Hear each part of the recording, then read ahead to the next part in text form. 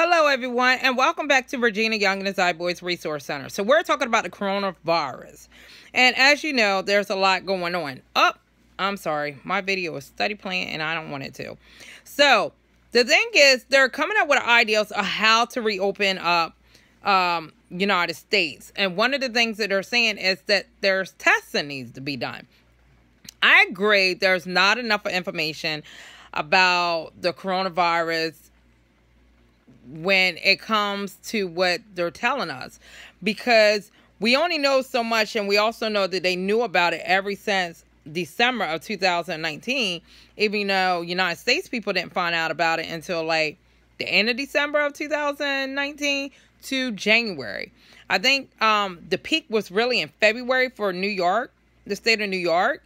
So therefore, you know, a lot of people in certain states were concerned, but not very concerned. Because I know in Delaware, we didn't really get concerned until like March, because we didn't have any testing or anybody test positive. So this is what NBC is saying that they need to do.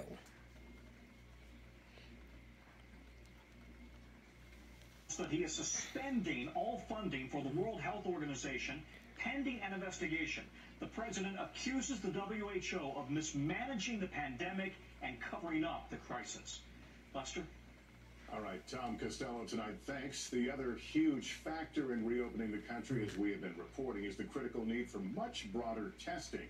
After our inside look last night on antibody tests, tonight a closer look at the other kind of testing and contact tracing that are also essential. And what's the holdup? We get more from Stephanie Gosk. Some health experts say we need millions of tests a week. Some say millions a day before enough data is collected to begin letting people back out.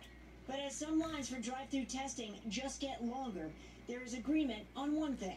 The country is not testing nearly enough. We have to develop that widespread testing capacity. According to the COVID Tracking Project, roughly 150,000 people are tested every day. Widespread diagnostics are the key. So let's keep pushing that forward to the point where anyone who needs to get a test in the country can get it that same day. So what is standing in the way? Supply shortages, including the testing kits and nasal swabs. Infrastructure shortages, not enough machines and labs to run the tests. And there aren't enough people, from those who administer the tests to those who process them. Right now, there are an untold number of Americans suffering from COVID-like symptoms who simply can't get tested. Sometimes it takes money. Cersei Farrell struggled for days to get a test. In the end, a relative loaned her $225 to go to a private clinic. As soon as the doctor called and said, hey, I have a patient, she's got all the symptoms, we need to get her tested, I should have been tested. Widespread testing is just part of the equation. Getting a handle on transmission requires knowing who has it and who they exposed. Those at risk, including anyone who came within roughly 6 feet of someone with COVID-19, would have to self-isolate for 14 days. Massachusetts is hiring 1,000 contact tracers as part of a new program. That's the problem. They expect people to self-quarantine, but they're not doing it. So they're sending people home with this virus, and people are not staying home. They're in the grocery store, they're at a friend's house, they're at the neighbor's house, they're talking to this person, they have people coming over. You're putting more people at risk. They should make them stay in the hospital. Now, there are different locations that have tents set up in different states, hospitals, clinics where people can be quarantined. I mean, they already pretty much shut the hospital down. Like I told you in another video, once you get seen and you're discharged at the hospital, they put you out immediately. They don't want anybody staying in there because they don't want you to get the virus, but yet they don't want to get the virus either. So the shortage of people being able to do the testing and get tested is the problem. A lot of people can't afford a test. It's crazy that they're paying $250 to be tested. So if I got to pay $250 and I just got laid off, do you think I'm going to pay it? No, I'm not going to go get tested. Even if I have all the symptoms, I can't afford to be tested. And then there is no cure. There is no vaccine. There's nothing for this virus because there's not enough information. There's not enough data. So what are people to do? I mean, there's a shortage everywhere. And the thing is, there's nurses and doctors calling out. If you are a mental patient, you have to do everything to tell us. So if you don't have internet, you don't have a cell phone, you go without treatment there. So now you have all this stuff that's being added to just not only coronavirus this people are worried about, but you have mental people that are not getting treatment, not getting the therapy. They're not being able to get their meds because they're missing stuff. It's just a mess. And they're saying that the worst is not even here yet. So, you know, we got to find a way to get this virus under control.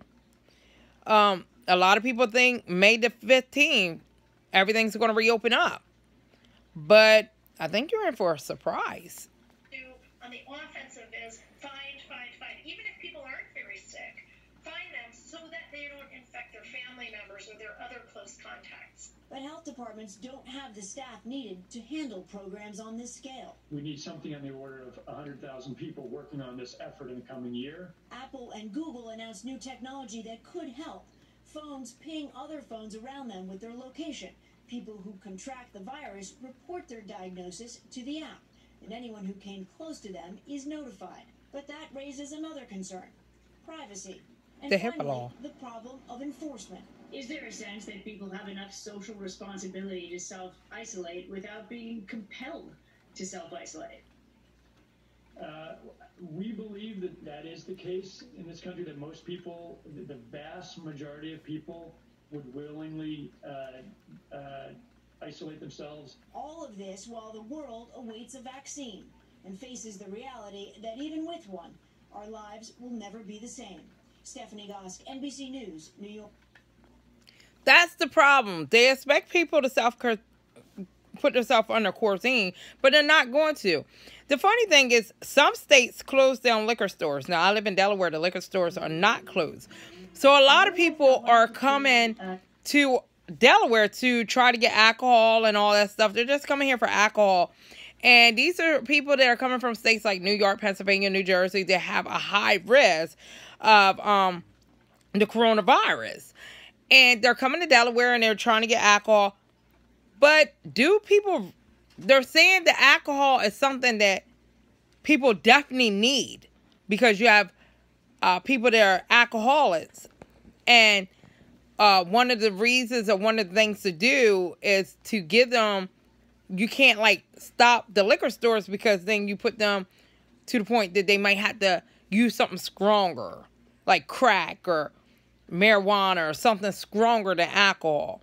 But I don't know if I agree, because if I'm stuck at home and I get all drunk and my wife cheated on me last week, I'm going to start looking at her a little differently. And before I know it, we arguing and fighting, then the police got to come.